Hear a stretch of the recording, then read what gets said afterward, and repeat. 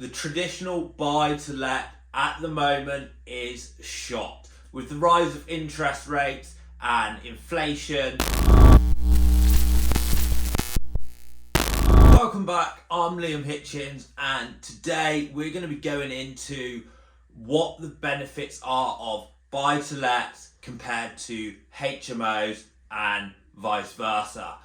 So before we get into it, hit that subscribe button if you want everything to do with property, everything to do with rent to rent and buying properties, the property market, all these type of things, and this is the channel to be following.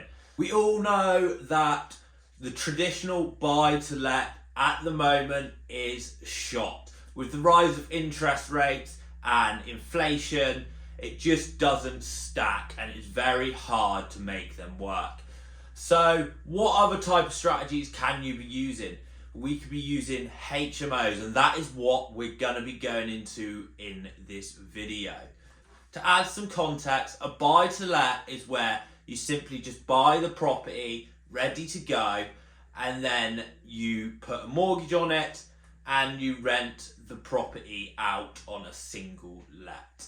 So what this means is if you're paying a mortgage of £900 but then the rent is only £1,000 a month, you're only making a mere profit of £100, and really in this day and age that won't go anywhere.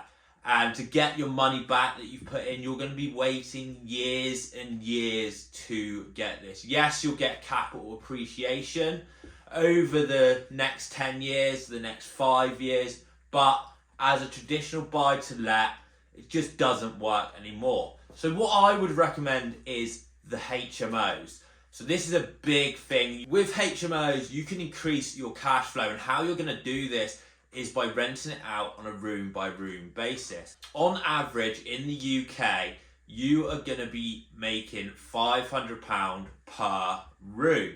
So if you've got a 6-bedroom property which you'd be renting out for £1,500 a month, you're now going to be renting this room out for around £3,000 a month. This is how you increase your cash flow. So you still have the same mortgage, which is going to be say £900 a month, but then you've got that massive gap where you're going to be making your profit.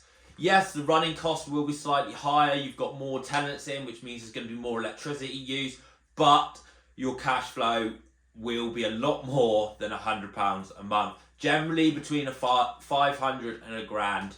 Also with HMOs, if you go above a 7-bed, you can generally get a commercial valuation, which this is when it's done on the rent and your rental income, and not just on a bricks and mortar like a traditional buy to let. There are some downfalls and some pitfalls to HMOs. You can't just go and buy a 5-6 bed property and just rent it out as it is. So you would have to adhere to some rules and regulations. For example, you need fire doors, you need fire lighting, smoke detector systems, and all these different things that need to be put in place to be able to run it as a legal HMO property. Whereas a traditional buy to let, you would be able to just rent the property out, standard doors, just a normal house which a family would rent off of you. The next benefit of HMOs at this current moment is people are looking to downsize. So with the cost of living and everything rising up, people are looking to move into smaller places. Maybe it was one person and then he was renting a 1-bed, 2-bed flat, but they can't afford that anymore. So they want to downsize and they'll go into a HMO, a shared accommodation.